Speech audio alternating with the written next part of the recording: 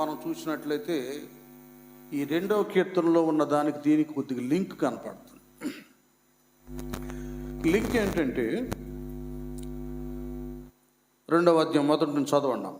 రాజైన హేరోదు దినములయందు యూదా దేశపు బెత్లెహేములో యేసు పుట్టిన పిమ్మట, ఇదిగో తూర్పు దేశపు జ్ఞానులు యెరూషలేమునకు వచ్చి, యూదుల రాజుగా పుట్టినవాడెక్కడనున్నాడు?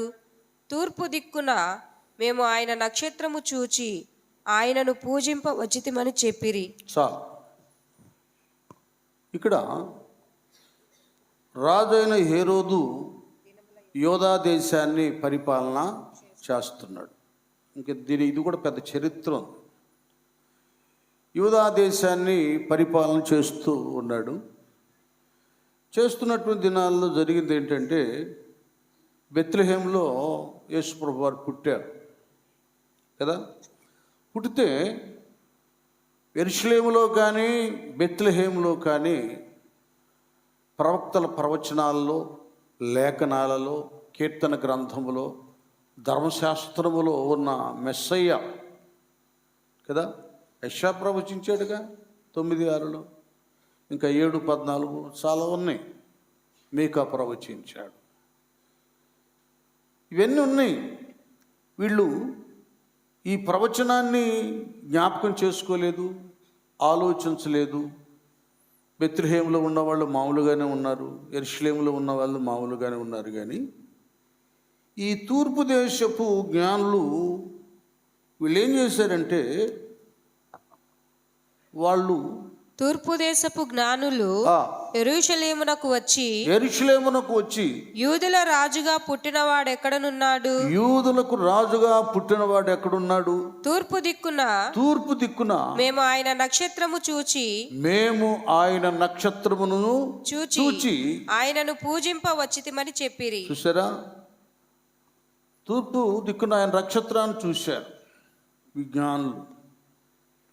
వీళ్ళు ఆకాశ నక్షత్ర అంతరిక్ష పరిశోధకులు అన్నమాట. ప్లస్ వీళ్ళు ఆత్మజ్ఞానం, ఆత్మీయ విధానాల్లో అన్వేషకులు. ఇప్పుడు మీకు అర్థం అవడానికి చెప్తున్నా. థామస్ ఆల్వా ఎడిసన్ ఆయన ఏం కనిపెట్టాడు? బల్బులు, ఇవన్నీ లైటింగ్ అంతా ఆయన కనిపెట్టింది. ఆయన ఎలాగా ఈ భౌతికమైన శాస్త్రవేత్త మాత్రమే కాకుండా ఆయన భక్తుడు. వాళ్ళ తల్లి ప్రార్థనాపరురాలు. స్కూల్లోనే మీ ఊడు సరిగ్గా చదవడం పో అని పంపిస్తే, నువ్వేం భయపడగాక నాన్న, దేవుని దగ్గర బుద్ధి జ్ఞానముల సర్వ సంపదలు ఉన్నాయని ఆమె పాస్టర్ అమ్మాయి, టీచర్ అమ్మాయి బిడ్డను గొప్ప విద్యావంతుడిగా, శాస్త్రవేత్తగా ప్రార్థన చేసి విషయాలు చెప్పి గొప్పని చేసింది. ఆయన కూడా బైబిల్లో కదా దేవుడు లోకానికి వెలుగై ఉన్నాడు కదా, నిజమైన వెలుగు దేవుడు అనేటటువంటిది దాన్ని ధ్యానం చేస్తూ, నేను కూడా ఈ లోకానికి భౌతికపరమైనటువంటి వెలుగును ప్రకాశింప చేయాలని, ఇటు దైవ జ్ఞానము, భక్తి, అటు శాస్త్రీయ సంబంధంగా ఆ జ్ఞానం, ఈ రెండు మిళితమై ప్రపంచానికే వెలుగు తెచ్చేవాడయ్యాడు. గట్టిగా చప్పట్లు కొట్టండి. అది ఒట్టొట్టోడు కాదు. ఈ తూర్పు దేశపు జ్ఞానులు కూడా కేవలం నక్షత్ర శాస్త్రాల అన్వేషకులైతే యేసయ్యను గురించి ప్రస్తావించేవారు కానే కాదు. దైవ భయం కలిగిన వారు, సత్యాన్ని గురించి అన్వేషించేవారు, నిజాన్ని గురించి కనుగొనేవారు, దైవంలో ఉన్న ఆ ఉన్నతమైన ఔన్నత్యాన్ని తెలుసుకున్నవారు కనుకనే అలాగూ తమ పరిశోధనలో సృష్టిలో దేవుడు కదండి, ఆదికాండం 1వ అధ్యాయంలో సూర్య చంద్ర నక్షత్రాదులను చేస్తే, ఇప్పుడు ప్రత్యేకంగా ఇవి మానవుల కొరకు పగటి వేళ ఏలటానికి సూర్యుడిని, రాత్రివేళ చంద్రుడు, నక్షత్రాలను కదా ఇవన్నీ మానవుల్ని ఏలుతూ ఉంటాయి, అది గమనించాలి మనం. అవి సూర్యుడు రాకపోతే ఎవరి పనులు ఎవరు చేసుకుంటారు చెప్పండి? అంత చీకటమై ఉంటే ఏం కనబడం. పగలు సూర్యుడు వచ్చి మనుషుల మీద వెలుగును ప్రకాశింపచేసి ఆయన వెళ్తాడు. ఆయన ఆధ్వర్యంలో, ఆయన వెలుగులో మానవాళి తమ పని పాతలు, చదువు సంధ్యలు అన్నీ కూడా చేసుకుంటారు. లేకపోతే ఏం జరగదు కదా. మరి రాత్రి వేళ చంద్రుడు, నక్షత్రాలు, ఆ వెన్నెల, ఆ వెలుగులో, ఆ చల్లదనంలో మనుష్యుడు వసిస్తాడు. అవి అలాగూ వేలుతూ ఉంటాయి. ఒక టైం, సమయాన్ని, ఇది సూర్యుడు వచ్చినప్పుడు ఉదయం అని కదా, మరల బాగా తీవ్రమైన ఎండకి మధ్యాహ్నం అని, ఇంకా అలాగన అస్తమిస్తుండగా సాయంత్రం అని, పూర్తిగా అస్తమించిన తర్వాత రాత్రి అని, మరల వెన్నెల రావడం, ఇవన్నీ జరుగుతామని చూసారా. అప్పుడు మన కొరకు ఈ సూర్యచంద్ర, ఈ నక్షత్రాదులైతే లోకరక్షకుడు, లోకానికి వెలుగును అనుగ్రహించేటటువంటి మెస్సయ్యా, ఆయన జన్మకు సూచనగా ఆకాశములో తండ్రి అయిన దేవుడు ఒక నక్షత్రాన్ని ప్రకాశింప చేశాడు. అది ప్రత్యక్షమైంది. ఆ నక్షత్రం అదొక ప్రత్యేకంగా ఉందన్నమాట. దాన్ని వాటి పరిశీలన చేసి ఈ వింతైన తార వెలిసిందే, దీని వెనక ఏదో ఒక మర్మం ఉంది, రహస్యం ఉంది. అదేమనగా అని పరిశీలన చేసి, ఇదిగో యూదా దేశం వైపు, అటువైపున ఇది ఉంది కనుక ఇక్కడ ఒక అద్భుతం ఏమిటంటే, యూదులకు రాజుగా పుట్టాడు. స్తోత్రం, హల్లెలూయా. యూదులకు రాజుగా పుట్టాడు. ఆ యూదా దేశములో ఏ గ్రామంలో, ఏ ప్రాంతంలో ఆయన పుట్టాడో, ఈ నక్షత్రం వైపు మనం వెళితే మనం ఆయన కనుగొంటాం. బా, ఎంత అద్భుతం అండి. చూడండి అన్వేషణ ఎలాగుందో. చూసి ఆగిపోయింది కాదు. నీవు నేను కూడా తెలుసుకోవాల్సింది ఇదే. వారు నక్షత్రాన్ని చూచినప్పుడు దీని వెనక ఏదో ఒక అద్భుతం ఉంది, ఒక మర్మం ఉంది, గొప్పతనం ఉందని చూచి కళ్ళు మూసుకోలేదు, పడుకోలేదు, దాన్ని ఫాలో అయ్యారు. నేను చెప్తున్నాను, నీవు నేను మన ప్రభువును చూచిన తర్వాత, ప్రభువు చూడటం అంటే అందరికి వచ్చి కనిపిస్తాడు ఏంటి ఆయన. ఎవరు ప్రభు? ఆది యందు వాక్యముండెను, వాక్యము దేవుని వద్ద ఉండెను, వాక్యమే అది. వాక్యాన్ని మనం ఎరిగినప్పుడు ఆ వాక్యపు వెలుగులోకి మనం వెళ్ళిపోవాలి. వాక్యము వెలుగు, దాన్ని అనుసరిస్తూ ఉండాలి. 128వ కీర్తనలాగా, యెహోవా యందు భయభక్తులు కలిగి ఆయన త్రోవలయందు, అది వాక్యపు త్రోవలు, వాక్యలు నడవడమే దేవుణ్ణి వెంబడించటం. అది వీళ్ళు ఆ నక్షత్రాన్ని చూచి కొన్ని వందల మైళ్ళ దూరం ప్రయాణం చేశారు. ఏది మన ప్రయాణం ముందుకు సాగట్లా. ఎన్ని క్రిస్మస్లు వచ్చినా అక్కడే ఉంటున్నాం, చీకట్లోనే ఉంటున్నాం. మన కొరకు వెలుగును ప్రకాశింపు చేసిన యేసయ్యను ఫాలో అవటంలా. వీళ్ళ కష్టాలు ఎన్నైనా కూడా ఆ నక్షత్రాన్ని చూచి అలాగున ఆ యూదులు రాజు యూదా దేశంలో ఎక్కడ పుట్టాడు వెళ్ళిపోయి ఆయన పూజించాలి, ఆయనకు మా కానుకలు అర్పించాలి. ఇది వారి లక్ష్యం, వారి ధ్యేయం. మరి క్రిస్మస్ సందర్భంగా నువ్వేది ప్రతిష్ఠించుకున్నావు? ఏం తీర్మానం చేసుకున్నావు? ఈ క్రిస్మస్ నుండి క్రీస్తు కొరకు నేను సరిగా బ్రతకాలి అనేది నీలో ఉందా? ఇది కావాలి. ఇక్కడ వీళ్ళు వెళ్ళారు, నాన్న క్రిస్మస్ ఆరాధన అంటున్నారు కదా, పేరే పెట్టేసారులేండి. ఏమని పెట్టారు? క్రిస్ట్ మాస్ అంటే అది క్రైస్ట్ మాస్ కదా. క్రైస్ట్ ప్లస్ అనొచ్చా? క్రైస్ట్ ప్లస్ మాస్, అప్పుడు క్రిస్మస్ అంటే క్రీస్తు. ఆ తర్వాత ఏంటిది? ఆరాధన. క్రీస్తు ఆరాధన అంటేనే క్రిస్మస్ అన్నమాట. పండగ, ఈ పండగ ఇది. అంటే ఇప్పుడు దీన్ని మనం గ్రంథంలో పరిశీలన చేసినప్పుడు ఈ తూర్పు దేశపు జ్ఞానులేమో వాళ్ళు ఆయన ఆరాధించడానికి లేక పూజించడానికి వచ్చారు.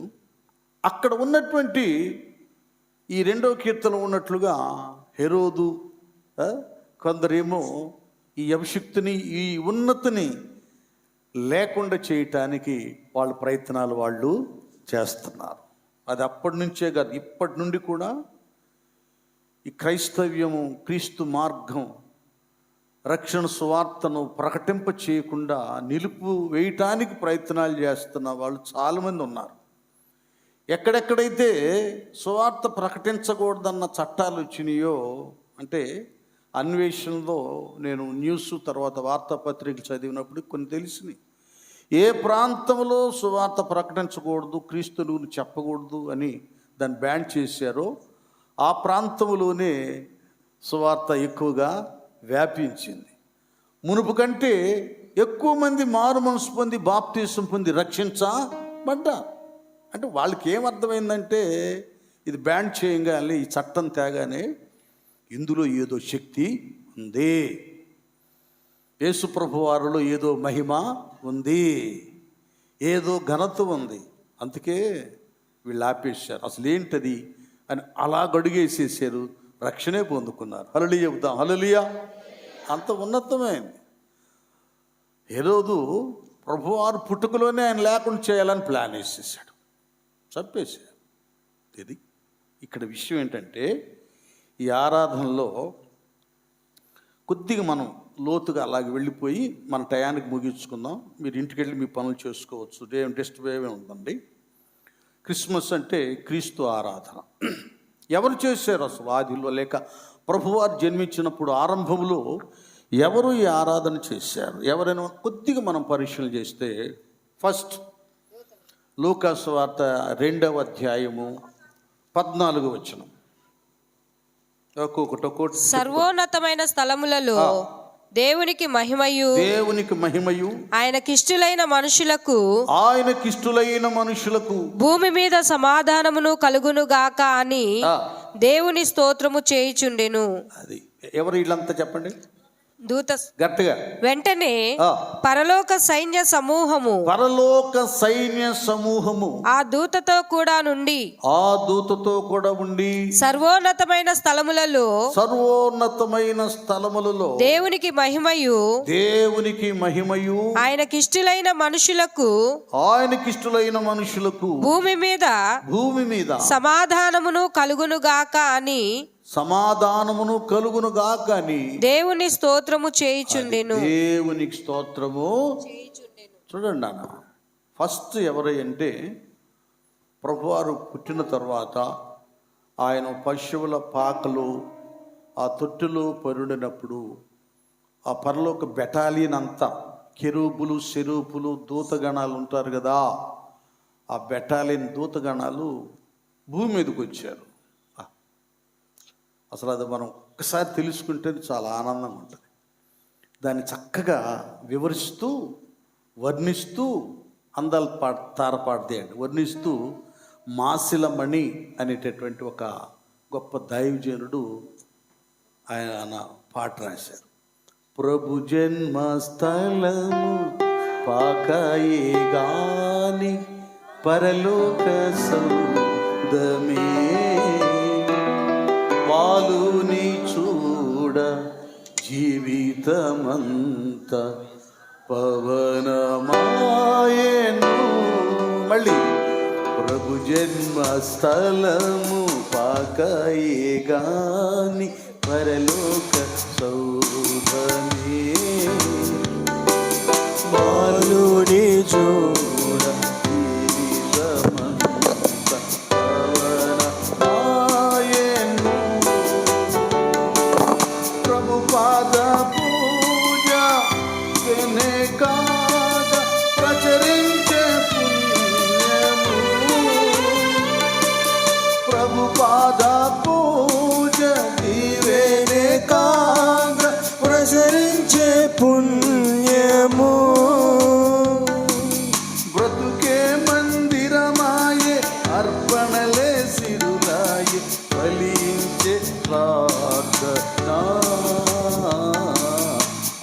అందాల తారుదించే నాకై అంబర వీధిలో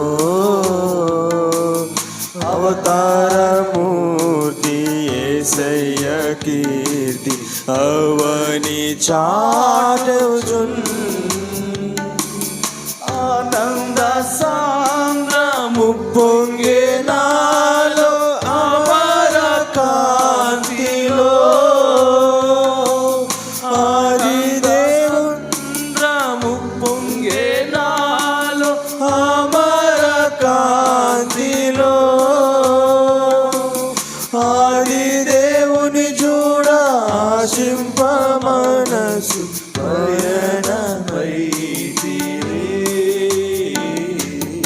అందాల తారుదించే నాకై అంబర వీధిలో అవతారమూర్తి యేసయ్య కీర్తి అవని చాటుచున్. Happy Christmas. అది ఇప్పుడు నేను చెప్పేది ఏంటంటే దైవ సంబంధమైనటువంటి ఒక సమావేశము జరుగుతున్నప్పుడు అందులో లీనమైపోవాలి మనం. మనసు ఒక చోట మనిషి ఒక చోటలాగా అది లోకం. అది ఎక్కడన్నా నువ్వు నిర్లక్ష్యం చేయొచ్చేమో, కానీ ఫంక్షన్కి వెళ్ళి భోజనాలు వడ్డిస్తుంటే ఒక ఐటమ్ నువ్వు మిస్ అవ్వచ్చేమో, కానీ ఇక్కడ ఐటమ్స్ మిస్ కాకూడదు. ఆత్మీయతలో ఇది రండి. ఈ అపేక్ష, ఆశ, ఈ తృష్ణ భక్తులకు పుట్టాలి, దైవ భక్తులకు పుట్టాలి, దెయ్యాలకు కాదు, మనకు పుట్టాలి. అది అందులో లీనమైపోయారు. ఇక వీళ్ళు జ్ఞానులు వెళ్ళిపోతున్నారు. దూతలు వదిలిపెట్టట్లా. పరలోకంలో సరిపోదేమో వాళ్ళ స్తుతి ఆరాధన. భూలోకంలో ప్రభువారు జన్మించినప్పుడు అక్కడికి వచ్చేసారు. అక్కడ ధవళ సింహాసనం ఉందా, రత్నాల ముత్యాల చేత అలంకరించబడినటువంటి వీధులా? పరలోకం కాదు కదా, మలినమైన మస్తు లోకములో, భ్రష్ట లోకములో కారణ జన్ముడు జన్మకు తరించి మనకంటే ముందుగా దూతగణాలు తరించి అక్కడ ఆయనకి ఇక్కడ వచ్చేవయ్యా బాబా. అక్కడ ధవళ సింహాసనం ఉండ ఆయనవి ఈ తొట్లో పడుకుంటూ ఏంటయ్యా. ఒకవైపు దుఃఖం, ఒకవైపు సంతోషం కదా, ఒకవైపు తండ్రి చిత్త నెరవేర్పు, వీటన్నిటిని కూడా వాళ్ళు మైండ్లోకి తెచ్చేసుకున్నారు. దూతం ఎంత అద్భుతం అండి ఇది. వచ్చేసి వదలటంలా. ఎక్కడికి వెళ్ళినా నేను మిమ్మల్ని వదలను నాయన, మేము నీ అంటే ఉంటాము. దూతలు సర్వోన్నతమైన స్థలంలో దేవునికి అది ఇక్కడ కూడా మహింపరుస్తాం. తర్వాత ఈ ప్రజలు వారి ఇష్టమో కష్టమో దాన్ని బట్టి నీ దగ్గర దీవెన పొందుకుంటారు. మేము మాత్రం నిన్ను విడువము ఎన్నడూ ఎడబాయం. అది దూతల ఆరాధన. మొట్టమొదట భూలోకంలో ఎవరు క్రీస్తు పుట్టినప్పుడు ఆరాధన చేశారు? ఇప్పుడు చెప్పండి, ఎవరు గట్టిగా? ఎవరు? ఎంటలు. అందుకే చెప్పలేదు, ఎంటల సరిగా. ఎవరు మొట్టమొదటిగా భూమి మీద ప్రభు పుట్టినప్పుడు క్రైస్ట్ కదా మాస్ చేసింది, క్రీస్తు ఆరాధన చేసింది దూతలు చేశారు. మొట్టమొదటిగా ఆరాధన చేసిన వారు దూతలు. ఇంకా రెండోది కూడా మీకు అర్థమైపోద్ది, చదివేసేయండి. అదే లోకాసు సువార్త. గొర్రెల దగ్గరికి వెళ్ళి, గొర్రెల కాపరుల దగ్గరికి వెళ్ళిపోండి. ఆ దూతలు తమ యొద్ద నుండి పరలోకమునకు వెళ్ళిన తరువాత ఆ గొర్రెల కాపరులు జరిగిన ఈ కార్యమును ప్రభువు మనకు తెలియజేయించి ఉన్నాడు.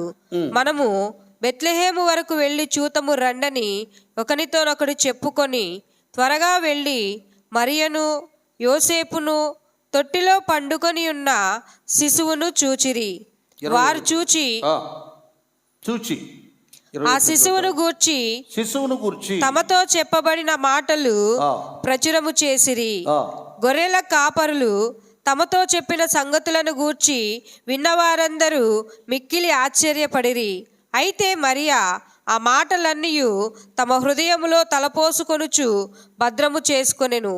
అంతటా ఆ గొర్రెల కాపరులు తమతో చెప్పబడినట్టుగా తాము విన్న వాటిని కన్నవాటినన్నిటిని గూర్చి దేవుని మహిమపరచుచు స్తోత్రము చేయుచు తిరిగి వెళ్ళిరి. ఇప్పుడు గట్టిగా చప్పట్లు కొట్టండి.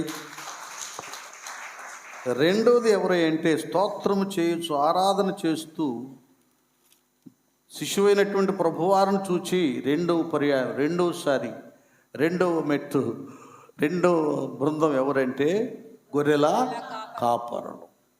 అది వెళ్ళిపోయారు. వీళ్ళ ఆరాధన ఎంత ఉన్నతమైందంటే దూత ప్రత్యక్షమైనప్పుడు భయపడ్డారు.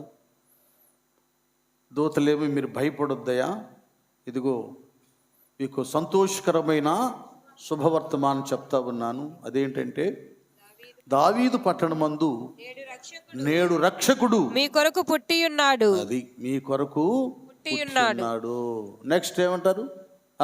ఈయన ప్రభువైన క్రీస్తు. ఈయన ప్రభువైన క్రీస్తు. చూడండి ఎంత క్లారిటీ ఉందో వివరంగా. ఈయన ఎవరో కాదు, ప్రభువైన క్రీస్తు. ఈయన అభిషిక్తుడు, ఈయన రక్షకుడు. ప్రభు అంటే లార్డ్, పాలించువాడు క్రీస్తు. చూసారా? వీళ్ళు ఏమైనా మిస్ అయిపోతారేమో, ఎవరు ఆ శిష్యు ఎవరు అనుకుంటారేమో. ఆనవాళ్ళు కూడా చెప్తున్నారు, దానికి ఇదే మీకు ఆనవాలు, దానికి ఇదే మీకు ఆనవాలు.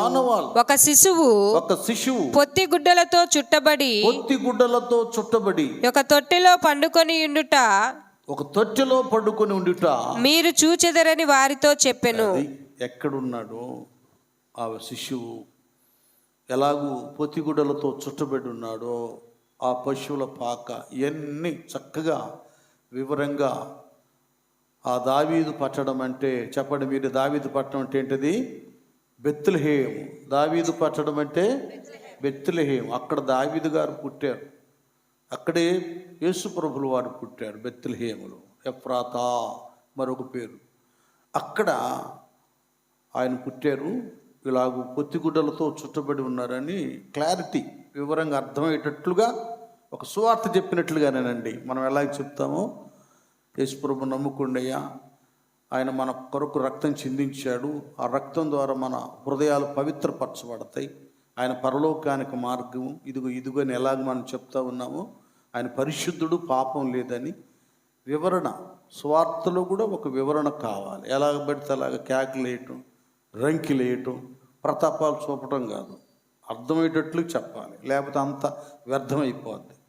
దూతలను పంపిస్తే దేవుడు ఏదో తిట్ట రెక్కలాడి వెలుగు చూపించి అవేవి చేయలేదు.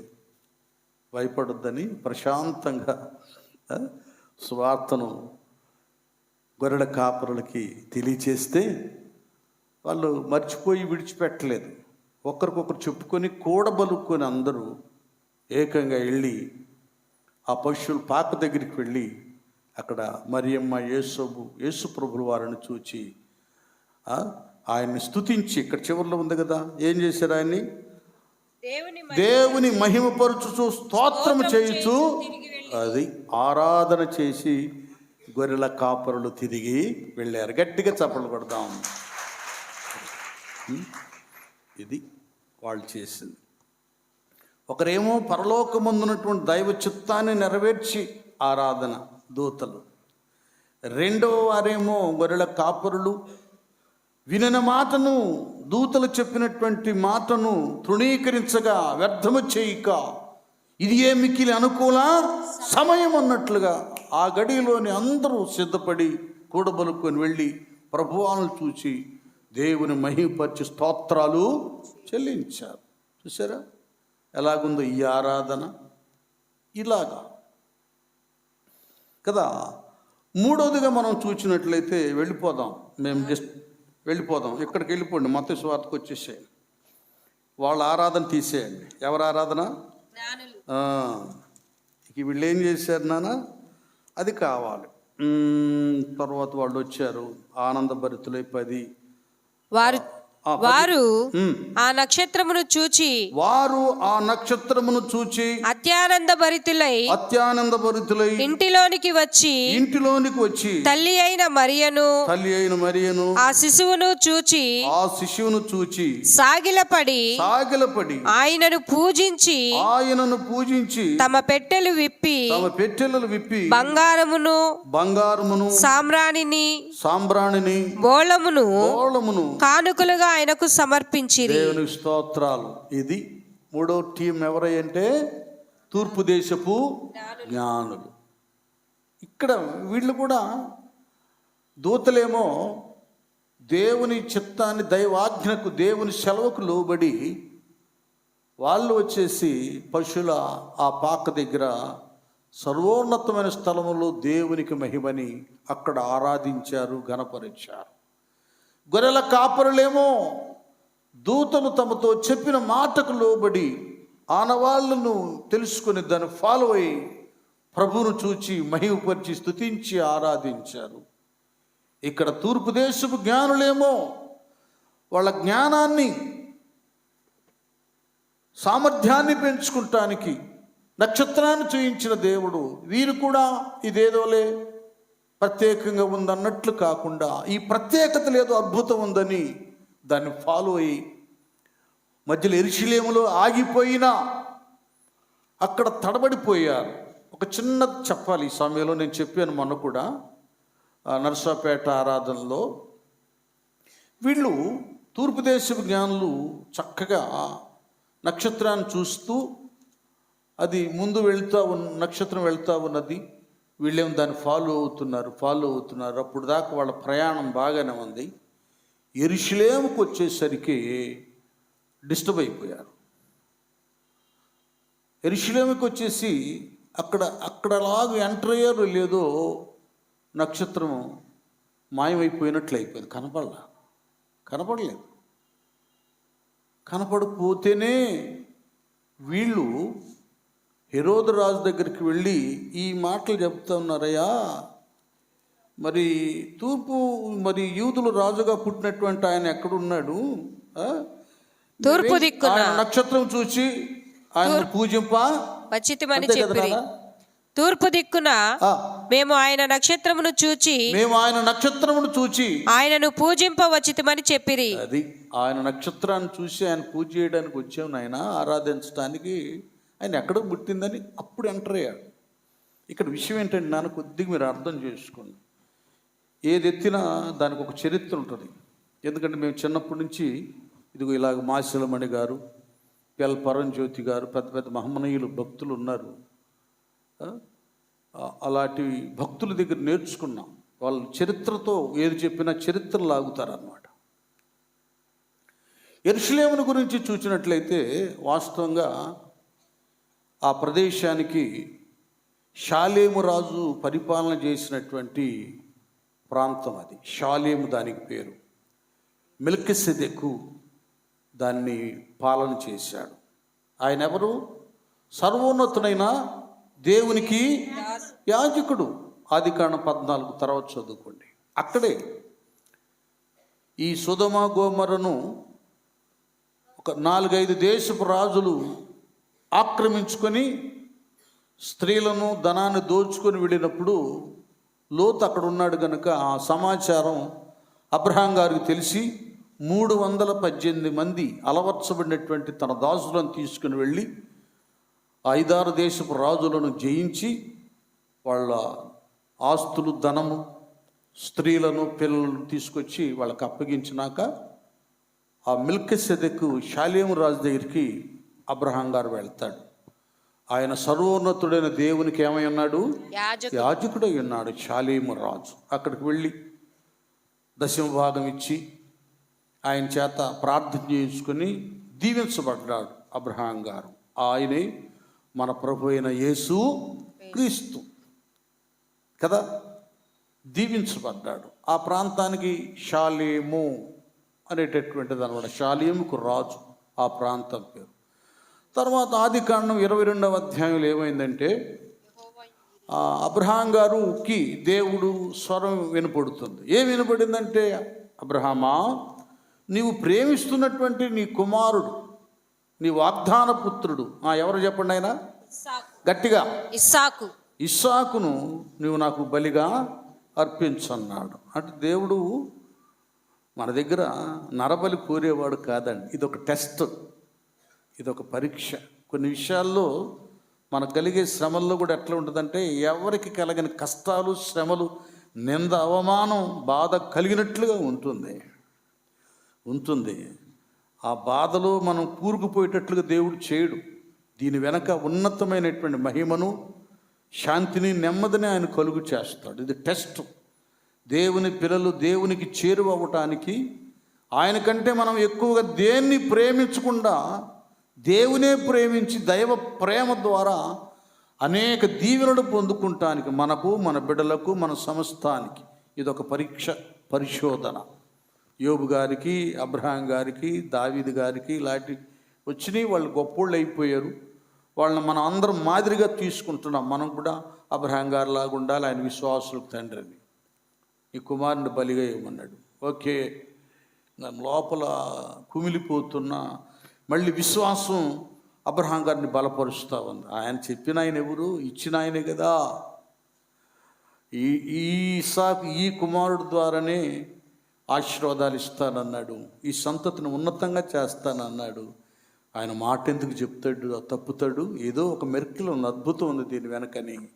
ఒకవేళ బలిపీఠ వేసి బలర్పించి అగ్ని వచ్చి దహించి వేసినా కూడా నా బిడ్డను ఆ బూడిదలో నుండి మళ్ళీ ఒక ఉన్నతమైన కుమారుని దేవుడు తయారు చేస్తాడు. గట్టిగా చప్పట్లు. అది పిల్లలు ఎవరు, మనం ఎవరు భయపడకూడదు. ఇప్పుడు ఈ దినాన నీ దగ్గర ఏమి లేకుండా శూన్యమైపోయినా శూన్యతలో నుండి గంభీరత, అద్భుతాన్ని కలిగించే ఆశ్చర్యకరుడు మన దేవుడు. ఇంకొకసారి గట్టిగా చప్పట్ల దేవుని స్తోత్రం. ఈ క్రిస్మస్ సందర్భంగా మీరు ధైర్యంగా ఉండండి. ఇంకంతే, అయిపోయిన అప్పులు పాలైన, అయ్యో అల్లరి పాలైపోయాను, అవమానం అయిపోయాను, ఎవరు మాట్లాడట్లేదు, ఎట్లా అయిపోయిందని కృంగిపోతున్నావా? ఏం కృంగిపోవద్దు. రేపు గంతులు వేసే గడి వస్తుంది. స్తోత్రం, హల్లెలూయా. ఇది అనేసి తీసుకెళ్తున్నాడు ఇస్సాకుని. ఇస్సాకేమో అన్ని నేర్చుకున్నాడు అబ్రహాం గారి దగ్గర. బలి అర్పించడం, అర్పణలు అర్పించడం, ప్రార్థన, యాజకత్వం, ఇవన్నీ నేర్చేసుకున్నాడు. చూస్తున్నాడు అనమాట, అన్నీ చూస్తున్నాడు. అందుకే ఆయన సాధువుగా ఉన్నాడు. పొలంలో ధ్యానం చేసుకుంటున్నాడు ఇస్సాకు గారు. అంటే మంచి ప్రార్థనాపరుడు ఇస్సాకు, సామాన్యుడు కాదు. రెబ్కా హన్నాలాగా ప్రార్థన చేసి సంపాదించుకోవాలి బిడ్డల్ని. ఎవరు ప్రార్థన చేశారు? ఇస్సాకు ప్రార్థన చేశాడు దేవుడికి. వాళ్ళు చాలా అద్భుతంగా ఉంటాయి కొందరు చరిత్రలో. ఆయన ప్రార్థన చేసి సంపాదించుకున్నాడు దేవుని దగ్గర. ఎందుకంటే ఆయనకి ప్రార్థన అనుభవం ఉంది. పిల్లలు నాన్నోళ్ళు ప్రార్థనకు వస్తుంటే చూస్తారు, కానీ వాళ్ళు భక్తిని నేర్చుకోరు. ఇంకేదో నేర్చుకుంటారు, ఏదో కావాలంటారు. భక్తిని నేర్చుకోండి అయ్యా, గొప్పోళ్ళు అవుతారు. సరే, వస్తున్నాడు. కట్టెలు ఉన్నాయి, అన్నీ ఉన్నాయి. ఆయన దహన బలికి గొర్రె పిల్ల ఏది అని అడుగగా, డాడీ అన్నీ తీసుకొస్తున్నావు కదా, ఈ బలి అర్పణలో గొర్రె పిల్ల ఒకటి తక్కువైంది, అదేది అంటున్నాడు. అది కదా మన Sunday class youth semi Christmas అంటే. ఏనా టీచర్ గారు? అది భక్తిలో, ప్రార్థనలు, విశ్వాసతలో, ఆరాధనలో ఏం తక్కువైందో అది మన పిల్లలు చెప్పాలి. డాడీ ఏంది బైబిల్ తీసుకెళ్లకుండా ప్రార్థనకు వస్తున్నావు అనాలి. క్లాస్ డాడీలు ఉంటారులేండి, బైబిల్ పట్టుకోరు, ఇంకేమైనా పట్టుకుంటారు. ఏది డాడీ బైబిల్ ఏది డాడీ బైబిల్ ఉంది కానీ పాటల పుస్తకం ఏది డాడీ? ఇవన్నీ మన వల్ల వాళ్ళు నేర్చుకుంటారు. అరే, నువ్వు లక్షల కోట్లు సంపాదిస్తే ఒక్క దెబ్బకు మటాష్ అయిపోతాయి, మాయమైపోతాయి. నువ్వు దేవుణ్ణి సంపాదించిన బిడ్డలకి వాడు ఆయన దగ్గర అన్ని సంపాదించుకుంటాడు. గట్టిగా చప్పట్లు. దేవుణ్ణి సంపాదించి పిల్లలకి ఇవ్వట్లా ఇళ్ళు. లేదురా బైక్ కావాలా, ఇద్దాం. వాడేమో యాక్సిడెంట్ చేసి కాళ్ళు కీళ్ళు మొత్తం ఎరగొట్టుకొని పోలీస్ స్టేషన్ పాలై అది వేరు పెట్టుకుంటే లక్షలు పోలీసు వాళ్ళు కట్టాల్సి వస్తుంది. ఎందుకు పిల్లలకి దేవుడు నేర్పించండారా, వాళ్ళు గొప్పోళ్ళు అవుతారు. అందుకే ఏమన్నాడు ఆ టీచర్ గారు, బాలుడు నడవలసిన త్రోవను వానికి నేర్పుము, వాడు పెద్దవాడైనప్పుడు దాని నుండి తొలగి పోడు. అది నేర్పించాలి. అబ్రహాము ఇస్సాకుకి నేర్పించాడు. అడుగుతున్నాడు, డాడీ ఏది గొర్రెపిల్ల ఏది, బలి అర్పించడానికి దహన బలికి గొర్రెపిల్ల ఏదంటే దేవుడు ఒక ప్రవచనం లాగా ఇచ్చేసాడు. ఏమంటారు నాన్న అబ్రహాం గారు? అబ్రహాము నా కుమారుడా దేవుడే దహన బలికి గొర్రె పిల్లను చూచుకొనునని చెప్పాను. అది దేవుడే గొర్రె పిల్లను చూచుకో. దానికి ఏంటి కింద? యెహోవా ఈరే. చెప్పు గట్టిగా, యెహోవా ఈరే. అది యెహోవా ఈరే, యెహోవా చూచుకొనును. ఇదండి. తర్వాత బలి అర్పించబోతుండగా దూత, ఆగు, ఆ బిడ్డకి ఏ హాని చేయొద్దంటాం. ఇస్సాకుకు ప్రతిగా అక్కడ పొదలో చిక్కబడి ఉన్న గొర్రెను తీసుకురావడం, ఆ బలిపీట మీద బలి అర్పించటం. ఇంకేమొచ్చింది ఆ ప్రాంతానికి? ఇక్కడ యెహోవా ఈరే, షాలేము ప్లస్ యెహోవా ఈరే. యెహోవా ఎలాగొచ్చిందంటే అబ్రహాము ఆ చోటికి యెహోవా ఈరే అని పేరు పెట్టెను. అందుచేత యెహోవా పర్వతము మీద చూచుకొనును అని నేటి వరకు చెప్పబడును. దానికి ఇంకేమొచ్చేసింది? యెహోవా చూచుకొనును ఈరే అని పెట్టాడు అబ్రహాం గారి పేరు. దానికేమో ఆ మొరియా పర్వతం, ఆ ప్రదేశానికి షాలేం, మెల్కిసెదెకు పరిపాలన చేస్తున్న షాలేం. ఏమైంది? ఇరిషలేం యెహోవా ఈరే ఇరిషలేం, చివరికి యెరూషలేం అయిపోయింది. గట్టిగా చెప్పకూడదా? అది దానికి ఒక పెద్ద చరిత్ర, పవిత్రమైన చరిత్ర. అది దుష్ట చరిత్ర కాదు, అలాంటిది యెరూషలేం. అక్కడే సొలొమోను ఆలయం కట్టడం కదా, తర్వాత పడేసిన కోరేష్ కట్టడం, తర్వాత ఈయన హేరోదు కట్టడం, ఆ ఆలయం కట్టబడిన ఆలయ స్థలం అది. అయితే ఏమైందంటే ఈ హేరోదు కట్టిన తర్వాత ఆలయంలో పేరుకు మాత్రం ప్రధాన యాజకులు, శాస్త్రులు, పరిచయులు ఉన్నారు. కానీ ఎవరు డ్యూటీ వాళ్ళు పవిత్రంగా నెరవేర్చటం లేదు, నిర్వహించటం లేదు. యాజకులకేమో బలులు, అర్పణలు, దశమ భాగాలు, కృతజ్ఞత అర్పణలు, ప్రథమ ఫలాలు, పొలాల్లో వాటిల్లో వీటిల్లో వాటాలు కావాలి. శాస్త్రులు పరిశీలనేమో పొగడాలి, డబ్బా కొట్టాలి, అబ్బబ్బా ఏం ప్రసంగం చేశావు శాస్త్రి గారు, ఏం మర్మాలు చెప్పావని పొగడాలి. ఇది వచ్చేవాళ్ళు ప్రార్థన చేస్తున్నారా, భక్తిగా ఉన్నారా, పవిత్రంగా ఉన్నారా, దాన్ని పట్టించుకోవడం. వాళ్ళు సంచులు తెస్తున్నారా, తేవటం లేదా, నిండా ఉండయ్యా, సగం ఉండయ్యా, దశభాగాలు ఇస్తున్నారా, ఇది వాళ్ళ చూపు. రే డబ్బులు సరిపోవట్లేదా అని కాదు. కానీ ఈ గొర్రెలు, ఎద్దులు అది బలర్పించడానికి పావురాళ్ళు అందరు అమ్మేవాళ్ళు ఎక్కడెక్కడికో ఎందుకు, కానీ మనకు మందిరం దగ్గర ఏర్పాటు చేయండి. గొర్రెలన్నిటి కట్టేయండి, ఎద్దులన్నిటి కట్టేయండి, పావురాళ్ళను అది అక్కడ పెట్టేసేయండి, దానికి అద్దిచ్చేయండి అని ఏం చేస్తున్నారు? దేవుని తండ్రి ఇల్లు ఏం చేస్తున్నారు? దొంగల గుహగా, వ్యాపార స్థలంగా చేశారు. అది దైవ ప్రత్యక్షత కలిగినటువంటి యెరూషలేములో దేవుని నక్షత్రం కనబడకుండా ఉండటానికి కారణం ప్రార్థనా స్థలములో వ్యాపారాలు జరుగుతూ ఉన్నాయి. ఇంకక్కడ వ్యాపారం దగ్గర దేవుడు ఎందుకుంటాడు అక్కడ? అందుకే అక్కడ ఆయన నక్షత్రం మాయమైపోయింది. ఎందుకుంటుందండి? మనం ఉన్నతమైన ఏసీలతో నిర్మాణం చేయబడిన మందిరాలు కట్టినా సరైన భయభక్తి, పరిశుద్ధత, నీతి, నియమం లేకపోతే పరిశుద్ధాత్ముడు అక్కడ ఉండడో. అది చిన్న మందిరమైనా, పేద సాధనమైనా, పాస్టర్ గారు అంత పర్సనాలిటీ, పెద్ద పాండిత్యుడు, జ్ఞానవంతుడు కాకపోయినా తన పవిత్రతను, యథార్థతను కాపాడుకున్న దైవజనుడు నోట దేవుడు తన వాక్కును ఇస్తాడు. గట్టిగా చెప్పట్లేదు. నేను పాస్టర్ ఫెలోషిప్లో డైరెక్ట్గా చెప్పేస్తాను, నాకేం భయం. అందులో నేను వయసులో వాళ్ళందరికంటే పెద్దోడిని, అనుభవంలో పెద్దోడిని. పెద్ద వయసున్న మేము మా అనుభవాలు వాళ్ళకి చెప్పకపోతే చెడిపోతారు. ఇట్లాగుంటే యథార్థంగా సేవ చేస్తే బాగుపడతాం. డబ్బుల కొరకు మాత్రమే కన్నింగ్గా ఉంటే సంఘం ఉండదు, మన జీవితాలు కూడా సరిగా ఉండవు చెప్పేస్తా డైరెక్ట్గా. ఎవడైనా ఏ పాస్టర్ గారైనా నా దగ్గర మాట తప్పాడా ఇక రెండోసారి నా కంటికి కనబడ్డా, ఏందన్నా పిల్లలేదని చెప్తా వాళ్ళకి. ఇలాగ వస్తానన్నాడు, చేస్తానన్నాడు, మాట్లాడతానన్నాడు, లేదు. అదేంటన్నా నీకు కొద్దిగానే ఉంటుందయా, కొద్దిగానే ఉంటుంది. మనం మాట్లాడే దేవుని వాక్యం స్వల్పమైందా అల్పమైందా? వాక్యము దేవుడు మన నోట నుండి వస్తున్నాడు. పరిశుద్ధుడు నోట నుండి మనలో నుండి వస్తుంటే దీన్ని డైనేజ్ లాగా చేస్తావా? ఈ నోరు అబద్ధాలు చెప్తావా? దీంతో బూతులు ఆడతావా? జాగ్రత్త. దేవుని దగ్గర నియమంతో ఉండాలి. మాట అవునంటే అవును, కాదంటే కాదు.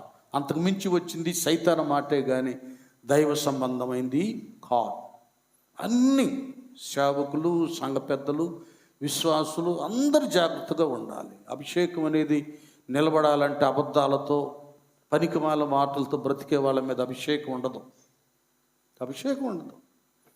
తొలగిపోద్ది. ఇప్పుడు జరిగింది అదే. యెరూషలేములో డబ్బుల కొరకు, వాటి కొరకు, వీటి కొరకు వ్యాపారాలు చేస్తూ అన్నీ చేస్తుంటే ఆత్మ తీవ్రత, అభిషేకం పోయింది. నక్షత్రం కూడా మాయమైపోయింది. అది మన హృదయాలను మనం జాగ్రత్తగా కాపాడుకోవాలి. మన భార్య బిడ్డలను మనం జాగ్రత్తగా ఆత్మీయతలో కాపాడుకోవాలి. మన సంఘాలను మనం పవిత్రంగా కాపాడుకోవాలి. గట్టిగా అరిస్తే వెళ్ళిపోతాడంటే పోని, వింటే ఉంటే గొప్పడవుతాడు కదా. నీటి కాలవన ఎవరన్నా నాటబడి ఆకు వాడక తన కాలమందు ఫలమిచ్చే చెట్టు వలైపోతాడు. అతడు చేయనిదంతయు పోయిందనుకో. దుష్టులు అలాగునుండక గాలి చెదరగొట్టు. అది నేను చెప్తున్నాను. దేవుడు నాకు ఇచ్చిన ప్రత్యక్షత, దర్శనాన్ని బట్టి నమ్మకంగా ఇక్కడ ఉన్నవారు దీవించబడతారు. ఎందుకు అక్కడ చెబుతున్నావంటే, నేను ఇలాగ చెప్పకపోతే దేవుడు నన్ను పిలిచిన పిలుపు అది వ్యర్థమైపోద్ది. దేవుడు పిలుచుకున్నాడు, పేరు పెట్టి పిలిచాడు కనుకనే ఎవరు వస్తున్నా, ఎవరు పోతున్నా, ఎవరు ఇస్తున్నా, ఇవ్వకపోయి నేనేం పట్టించుకో. నా స్థితిని నేను జాగ్రత్తగా కాపాడుకుంటా. నాలో ఉన్న అభిషేకాన్ని గ్రహించే వాళ్ళు నేను గద్దించినా ఇంకేమన్నా కూడా నన్ను వదిలిపెట్టరు. నేను అయ్యగారితోనే ఉంటాను. నాలో అభిషేకాన్ని గ్రహించని వారు ఏదేదో కొండల వైపు చూసి భ్రమపడి వెళ్ళిపోతారు. వెళ్ళిపోయినందుకు నేనేం బాధపడను. వాళ్ళు పాడైపోతారన్న బాధ. ఇందులో ఏంటంటే అసలు ఎక్కడికి వెళ్లకుండా లోకానుసారంగా తిరుగుతుంటే వాళ్ళ చుట్టూ మనం తిరగవచ్చు. అయ్యా అమ్మ రామ ప్రార్థనకు రావాలని కదా. ఏదైనా మందిరాలు తిరుగుతున్న వాళ్ళ దగ్గర మనమే వెళ్తాం చెప్పు. ఇది కాకపోతే ఇంకొక మందిరాన్ని పోతున్నారు. మనం ఏం చేస్తాం? ఇక్కడ బాగలేదు, అక్కడ బాగుంది అనుకుంటాను, వదిలేస్తాం మనం అంతే. దానికి మనం దేవుని దగ్గర నిలబడవలసిన అవసరం లేనే లేదు. అది అసలు ఎక్కడికి వెళ్ళకపోతే అక్కడ గురువాయూపాలెంలో ఒక బిడ్డ ఉంది, వెళ్ళటం లేదు పాపం. ఏదో చిన్న వ్యాపారం పెట్టుకుని అలాగుంటే నేను వెళ్ళినప్పుడు అక్కడికి వెళ్తాను. అందరూ అంటారు ఎందుకనంటే బిడ్డ ఎక్కడికి వెళ్తలేదు, అయ్యా పాడైపోద్ది. బతిలు ఆడతారు, రామ్మ నువ్వు నా కుమార్తె అమ్మారా, తండ్రి నాన్న వచ్చిననుకో వచ్చేసేయి, అలాగే అంట.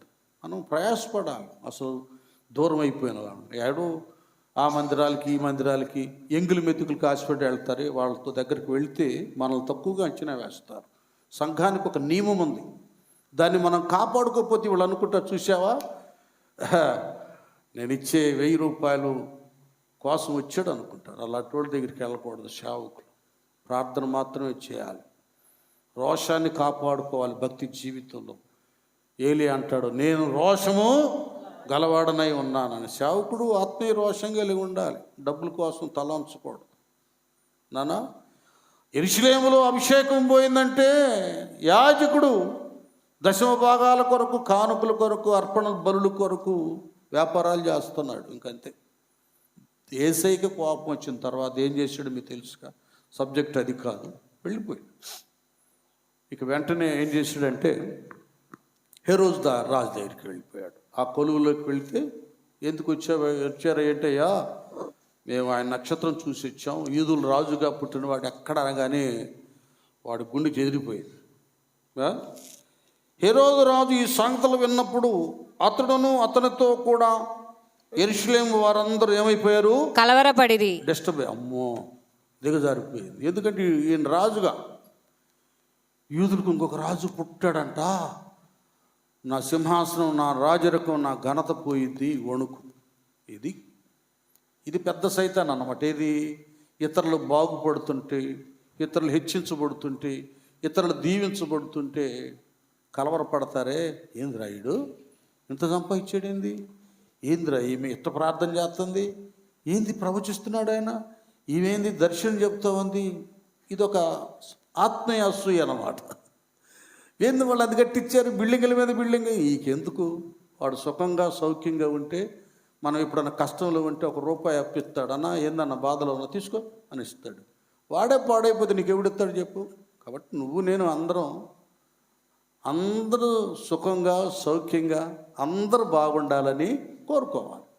అప్పుడు వాళ్ళలో మనం ఒకళ్ళుగా ఉంటాం, బాగుంటాం. అంతేగాని వాడు ఎదుగుతుంటే అసూయ, కుళ్ళు, కుట్ర ఉంటే అబ్బో, అది చాలా హెరోదు లాంటి దుష్ట మనస్సు.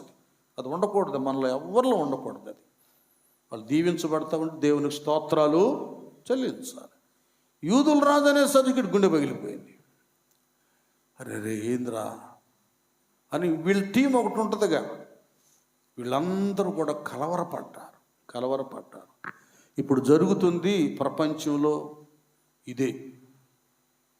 ఈ అద్భుతం ఏంటి? ఇటీవల ఒక జర్నలిస్ట్ చెప్తా ఉన్నాడు, నేను అంటున్నానని మళ్ళీ భయంతో చెబుతున్నాడు అందరికీ, మీరేమనుకోవద్దు. అప్పుడేమో దళితులు అంటరాని వారిని వెలేసి వాళ్ళని దేవాలయంలోనికి, రామాలయంలోనికి రానివ్వకుండా దూరంగా పెట్టారు. వాళ్ళ మధ్యకి మిషనరీలు వెళ్ళి వాళ్ళకి చక్కగా చర్చిలు కట్టించి చర్చిలో కూర్చోండి రాని కుర్చీలో కూర్చోబెట్టారు. ఇట్టు కాదు నాయన డ్రెస్సు ఇట్లేసుకోవాలని మంచి వస్త్రాధారణ నాగరికత నేర్పించారు, చదువు నేర్పించారు, ఉద్యోగాలు ఇప్పించారు. వాళ్ళని ఎక్కడో ఆ ఊరి చివర సచ్చిన ఎద్దుల్ని, గేదెల్ని కోసే వాళ్ళని ఊరి మధ్యలో ఒక మంచి ఆఫీసర్గా, డిప్యూటీ కలెక్టర్గా, పోలీస్ ఆఫీసర్గా ఉన్నతమైన స్థానాన్ని ఇచ్చారు. వాళ్ళు ఏంటంటే మమ్మల్ని వెలేసారు కాబట్టి మేము ఈ మతాన్ని స్వీకరించాము అనుకుందాం.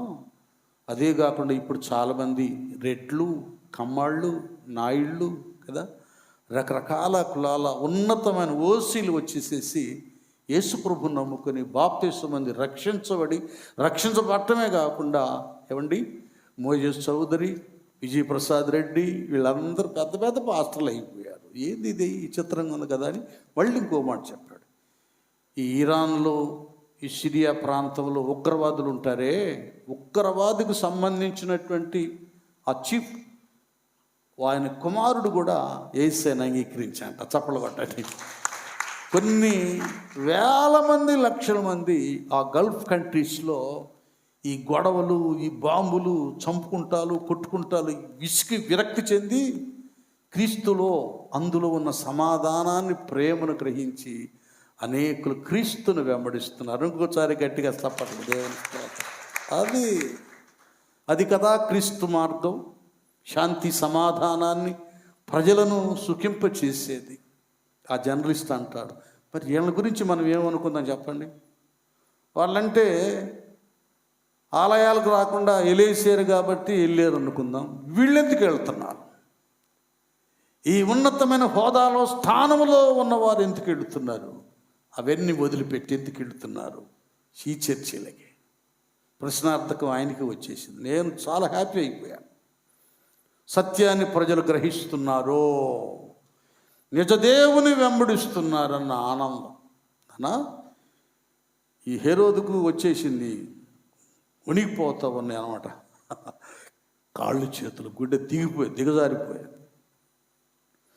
ఏం చేయాలి అర్థం కాలేదు. మొత్తాన్ని పిలిచాడు. టక టక టక ఇక ఏం చేశానా? కాబట్టి రాజు ప్రధాన యాజకులను ప్రజలలో నుండి శాస్త్రులను అందరినీ సమకూర్చి ఇప్పుడు సమకూర్చాడండి. ఎవరిని? ప్రధాన యాజకులను శాస్త్రులను అందరినీ సమకూర్చాడు. క్రీస్తు ఎక్కడ పుట్టునని. ఒక నిమిషం, రౌండ్ టేబుల్ సమావేశం ఇప్పుడు ఏర్పాటు చేశాడు. చూడండి ఎట్టుందో. ఇప్పుడు కొంతమంది మన భక్తులు కూడా అంతే, అన్నీ తినటం తాగటం జీతాలు అన్నీ బాగా వస్తున్నంత వరకు అక్కోళ్ళు కనపడరు, అన్నోళ్ళు కనపడరు, ప్రవక్తలు కనపడరు, ప్రార్థన పరులు కనపడరు, మందిరం కూడా ఒక్కోసారి కనపడదు, దేవుడు కూడా కనపడరు. ఆ బంధువులు ఈ బంధువులు, ఈ చుట్టాలు ఆ చుట్టాలు, ఆ ఫంక్షన్లు ఈ డిన్నర్లు, ఆ పార్టీలు ఈ పార్టీలు, అసలు దేవుడే ఉన్నాడు. ఎప్పుడైతే ఒక కష్టం వచ్చిందో, ఇది డాక్టర్ల వల్ల కాదయ్యా, ఎవరి వల్ల కాదయ్యా, ఈ ఆస్తులు పోయేటట్టున్నాయి, ఆరోగ్యం అంతా క్షీణిస్తుంది అన్నప్పుడు సంఘం గుర్తుకొచ్చింది. అక్క మీరు అక్కని పిలుద్దామా, అన్న ప్రసాద్ అన్నాడు పిలుద్దామా, వాళ్ళని పిలుద్దామా, ఏళ్ళు పిలుద్దామా, ప్రార్థన చేపిద్దాం, లాభం లేదా లాభం. ఇప్పుడు జ్ఞాపకానికి వస్తారు అవసరాల భక్తులు వీళ్ళు. ఇప్పుడు హెరోదు ఎప్పుడు ధర్మశాస్త్రాన్ని గురించి ఆలోచించని హెరోదుకి ఇప్పుడు వీళ్ళు ప్రధాన యాజకులు ప్రజల్లో నుండి శాస్త్రులు ఇప్పుడు జ్ఞాపకానికి వచ్చారు. అందరూ ఈ బ్యాచ్ అంతా ఒకటి అయిపోయినాక ఏం జరిగింది నాన్న? క్రీస్తు ఎక్కడ పుట్టునని వారిని అడిగాను. అందుకు వారు యూదయ బెత్లెహేములోనే ఏలయనగా, యూదయ దేశపు బెత్లెహేమా, నీవు యూదా ప్రధానులలో ఎంత మాత్రమును అల్పమైన దానవు కావు. ఇశ్రాయేలును నా ప్రజలను పరిపాలించు అధిపతి నీలో నుండి వచ్చును అని ప్రవక్త ద్వారా వ్రాయబడి ఉన్నదనిరి. అర్థమైందా? ఇప్పుడు ఏం తీశారు? యెషయా గ్రంథం తీశారు, ఇర్మీయా గ్రంథం తీశారు, మీకా గ్రంథం తీశారు. ఇప్పుడు తీసి ఒక్కోటి దుమ్ము దులిపి పుస్తకాల గ్రంథాల మీద ఫోన్ ఊది ఇప్పుడు తీస్తున్నాడు ఈ శాస్త్రి, ఈ బోధకుడు ఇప్పుడు తీస్తున్నాడు. కొంతమంది పాస్టర్లు ప్రసంగం అప్పుడే బైబిల్ తెరుస్తారు. లేదు, ఎప్పుడు ధ్యానం చేయాలి కదా. దివారాత్రములు యెహోవా ధర్మశాస్త్రం ఆనందించుచు దివారాత్రములు దాని ధ్యానం చేయాలి. భక్తులు కూడా అవసరానికే ప్రార్థనలు, నిత్య ప్రార్థనలు చేయాలి, వాక్యాన్ని నిత్యం ఎల్లప్పుడూ ధ్యానం చేయాలి. ఇప్పుడు చేస్తున్నారండి ఈ భక్తులు. ఈ ప్రధాన యాజకుడు పెద్ద పాస్టర్ గారు అన్నమాట. శాస్త్రం అంటే మంచి ప్రసంగి కూడా ఇప్పుడు ఓపెన్ చేశారు. దేవుడు కదా కనికరం గలవాడు, క్షమిస్తాడుగా. ఓపెన్ చేస్తే వాస్తవ ప్రవచనాన్ని బయటికి తీసుకొచ్చాడు దేవుడు. అప్పుడు అర్థమైపోయింది ఎక్కడ పుడతాడు, యూదయ దేశపు బెత్లెహేం, యూదాలో ఉన్న బెత్లెహేములో రక్షకుడు పుడతాడు. ఇశ్రాయేలును నా ప్రజలను పరిపాలించే అధిపతి నీలో నుండి వచ్చును. అది లేఖన సత్యం, ప్రవచనం క్రైస్తవ్యం. ఆవేశాలతో ఉద్రేకాలతో డబ్బుల కోసం వాటి కోసం పెట్టింది కాదు. ఇక హాస్పిటల్ అంటారా, స్కూళ్ళు అంటారా, ఆశ్రమాలు అంటారా, దేవుని ప్రేమ వారిలో ఉంది గనుక విద్యా వైద్యం దూరం అయిపోయింది. కొంతమందికైనా మనం చదువు చెప్దాం, వైద్యం చేయిద్దామని వాళ్ళు కలిగిన దాంట్లో సొంత ఖర్చులతో ఏర్పాటు చేసినవి. ఆ కుక్లేర్ హాస్పిటల్ అన్న కొన్ని ఉన్నాయి కదండి. ఇవన్నీ అంటే అప్పుడున్న భక్తులు త్యాగశీలులు ఇప్పుడు లేదు కాబట్టి దాన్ని శ్మశానంగా చేశారు కుక్లేర్ హాస్పిటల్. చాలామంది అక్కడ పుట్టిన వాళ్ళు ఉన్నారు, ఇక్కడ పెద్దలు, చాలా ఉన్నతమైంది. ఇవన్నీ పిల్లల్లో దేవుని ప్రేమ ఉంది కనుక వాళ్ళకి విద్య, వైద్యం, పరిచర్య, ఆహారం పెట్టాలని ఇవన్నీ ఏర్పాటు చేశారు. వాళ్ళ పేరు కోసం కాదు, వాళ్ళ ప్రేమ చూపించడానికి, దేవుని ప్రేమను. ఇలాగుంటాయండి. దేవునిలో మనం మిళితమైపోయినప్పుడు చాలా చేస్తాం. మనం ప్రార్థన చేయడం, వాక్యం చెప్పడమే కాకుండా పేద సాధనలను కనికరిస్తాం, వాళ్ళకి సహాయం చేస్తాం. దేవుళ్ళు నిలబడాలి, ఆ ప్రేమను పంచాలి. ఇవన్నీ చేయాల్సిన ప్రధాన యాజకుడు, ధర్మశాస్త్ర ఉపదేశకులు మత్తులైపోయారు. దైవ ప్రత్యక్షతను కోల్పోయారు. ఎవరో తూర్పున ఉన్నటువంటి జ్ఞానులు వీళ్ళకి వచ్చి వీళ్ళకి మేల్కొల్పు కలుగు చేయాల్సి వచ్చింది, వీళ్ళకి బుద్ధి చెప్పాల్సి వచ్చింది, వీళ్ళని లేపాల్సి వచ్చింది. అప్పుడు కదా లేచి గ్రంథాలు చదివింది. చాలామంది అట్టాగా అయిపోయారు భక్తులు, అలాగైపోయారు. అప్పుడు తీశారు తూర్పు దేశంలో, అక్కడ బెత్లెహేములో యేసు ప్రభు అక్కడ రక్షకుడు పుడతాడు అనేటటువంటిది. ఇక వెంటనే ఏం చేశారంటే, హేరోదు అయ్యా మీరు వెళ్ళండి, ఇక్కడ 2 విషయాలు చూడండి ఎలాగుండవు. మీరు వెళ్ళండి, వెళ్ళిపోయి ఆయన పూజించరండి, తర్వాత నాకు చెప్తే నేను వచ్చి ఆయనను పూజించున్నట్లు నాకు వర్తమానము తెండని చెప్పి నేను మళ్ళీ పూజిస్తాలే మీ తర్వాత అని చెప్పి చెప్తారు. వాళ్ళు వెళ్ళిపోతారు. నేను అయిపోతుంది. ఇక్కడ ఏం జరిగిందంటే, ఇక్కడికి వెళ్ళిపోదాం. ఎక్కడికి వెళదాం? 9వ వచనం, 9. వారు రాజు మాట విని బయలుదేరిపోవుచుండగా ఇదిగో తూర్పు దేశమున వారు చూచిన నక్షత్రము ఆ శిశువు ఉండిన చోటి మీదుగా వచ్చి నిలుచు వరకు వారికి ముందుగా నడిచెను. వారు ఆ నక్షత్రము చూచి అత్యానంద భరితులై ఇంటిలోనికి వచ్చి తల్లి అయిన మరియను ఆ శిశువును చూచి సాగిలపడి ఆయనను పూజించి తమ పెట్టెలు విప్పి బంగారమును సామ్రాణిని బోళమును కానుకలుగా ఆయనకు సమర్పించిరి. మొత్తానికి ఏం చేశారు? ఆయనను పూజించి, తూర్పు దేశపు జ్ఞానులు పూజించి, ఆయన ఆరాధించి, సాగిలపడి ఆరాధించి, కానుకలు సమర్పించేసి వాళ్ళ ఆరాధన వాళ్ళు చేసి వెళ్ళిపోయారు. అర్థమవుతుందా? 1 దూతలు, 2 గొర్రెల కాపర్లు, 3 జ్ఞానులు. ఇంతటికి బాగుందా? సరిగా ఉంది కదా? ఇక్కడ ఏం జరిగిందంటే, ఈ కొలువులో, హేరోదు కొలువులో హేరోదు ఏమంటాడు? మీరు వెళ్ళి రండి, నేను కూడా ఆయనను ఆరాధిస్తాను అన్నాడు. నన్ను వినండి, కొద్దిగా వినండి. ఇక్కడ నేను ఎక్కడ బాధపడుతున్నానంటే, ఈ ప్రధాన యాజకులు, శాస్త్రులు మీకా యెషయా గ్రంథాన్ని చదివి, ఇదిగో ఇశ్రాయేలు నా ప్రజలను పరిపాలించే అధిపతి బెత్లెహేములో పుడతాడు అని చదివారు కదా, వాళ్ళ నోటితోనే విన్నారు కదా. నేను ఎక్కడ బాధపడుతున్నారంటే, చదివారు, విన్నారు, తెలుసుకున్నారు, వీళ్ళు ఎందుకు వెళ్ళలేదు బెత్లెహేముకి? అర్థమైంది నాన్న? వీళ్ళు ఎందుకు వెళ్ళలేదు? ధర్మశాస్త్రము, లేఖనాలు, మెస్సియాను గురించి వివరణ ఎరిగినటువంటి వాళ్ళు, ఈ ప్రధాన యాజకులు, శాస్త్రులు బెత్లెహేములో యేసయ్య ఉన్న ఇంటికి వెళ్ళలేదు. ఎరిగి కూడా ఆయన ఆరాధించలేదు, పూజించలేదు, ఏ కానుకలు సమర్పించలేదు. నేను కానుకల గురించి చెప్పడం లేదు, అస్సలు ఆయన దగ్గరికి వెళ్ళాల. ఇట్లా ఉంది నేటి క్రైస్తవ్యము. మేము పుట్టుకతోనే క్రైస్తవం.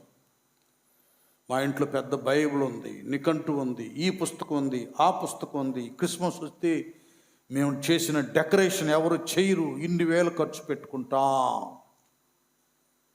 ఏమండి, ఇంత చేస్తాం, పెద్ద ఫంక్షన్ చేస్తాం, పెద్ద డిన్నర్ చేస్తాం.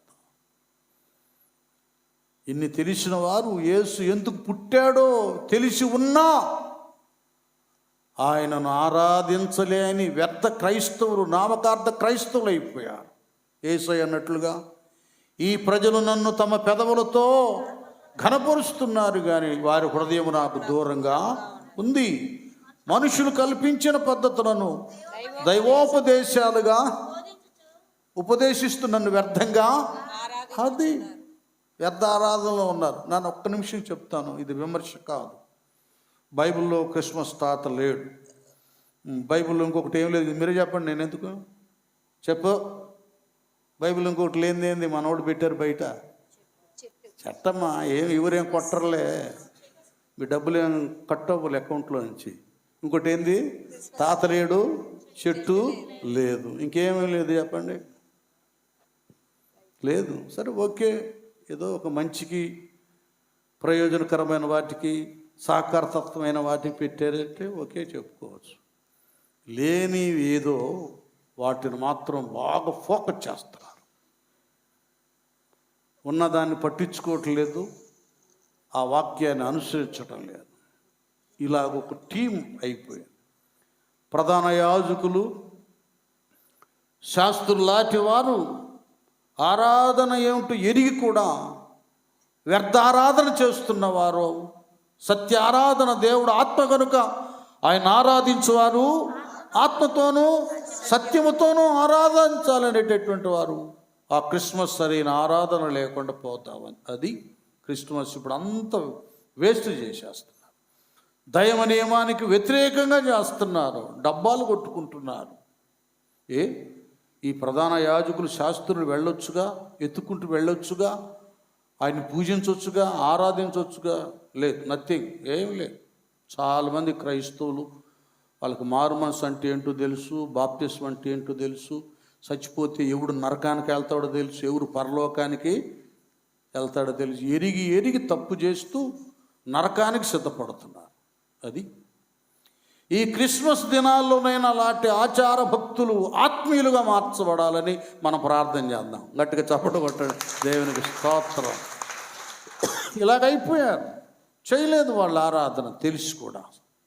ఆ తర్వాత చూస్తే ఈ డబ్బాలైన అన్నాడుగా, మీరు వెళ్ళండి అయ్యా, జాగ్రత్త విచారించి తెలుసుకోనండి, నేను కూడా వచ్చి ఆయనను పూజించినట్లు నాకు వర్తమానం తెండన్న. ఆయన ఎందుకు అన్నాడో తెలుసా?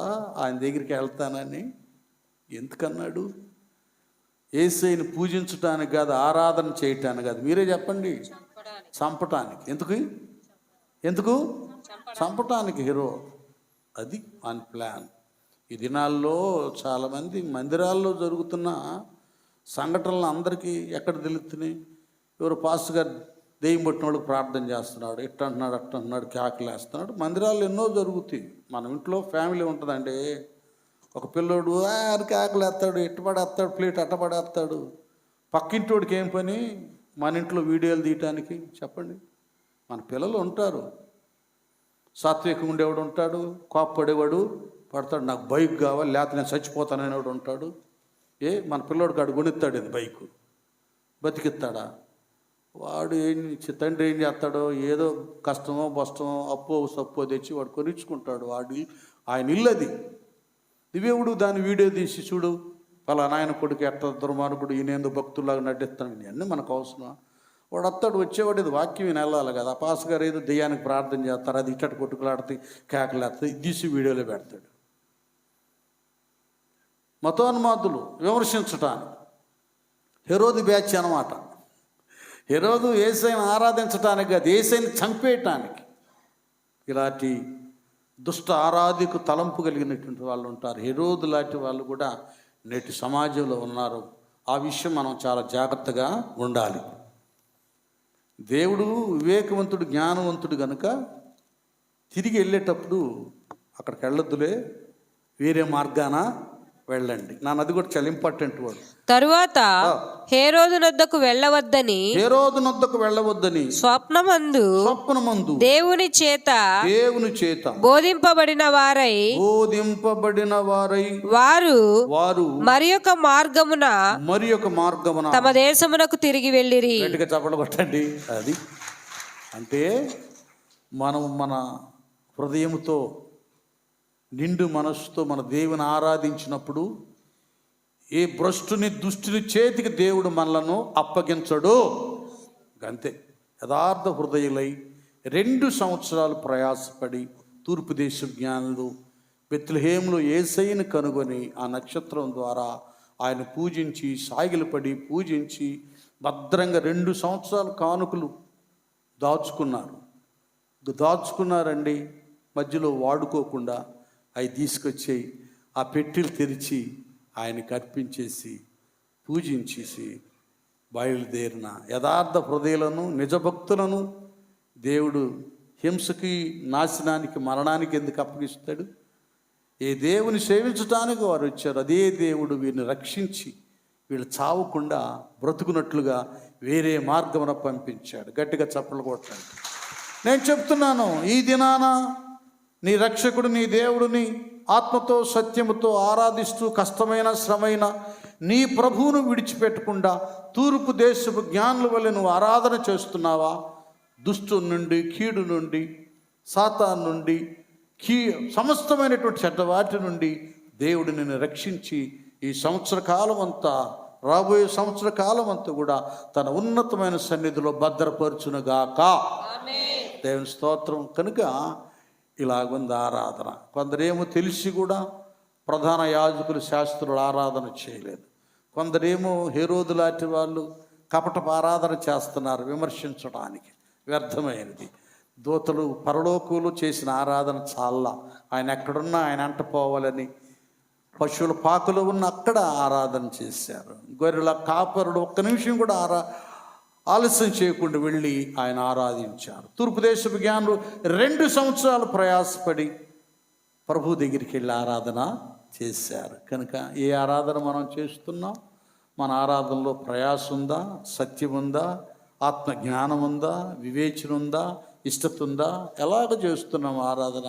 మనం పరిశ్రమ చేసుకుని అది హెరోదులాగా కపటమైనది కాక, అది ప్రధాన యాజకులు శాస్త్రుల వలె తెలిసి కూడా తెలియనిది కాక, ఆయన చిత్త ప్రకారంగా ఆరాధన చేసి ఈరోజు ఈ క్రిస్మస్ ఆరాధన మన జీవితంలో ఉన్నతమైన ఆశీర్వాదాన్ని దేవుడు కలుగు చేయునుగాక.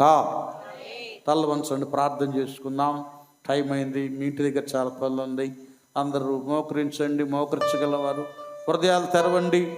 వాళ్ళు ఎలాగో కానుకలు పెట్టెలు తెరిచారో మనం హృదయాలు తెరుద్దాం. ముందు హృదయాలు తెరుద్దాం. అందరూ హృదయాలు తెరవండి. అందరూ హృదయాలు తెరవండి. ఆ హృదయపు పెట్టిలో నుండి నా అంతరంగమును సమస్తమా అని దావీదు అన్నట్లుగా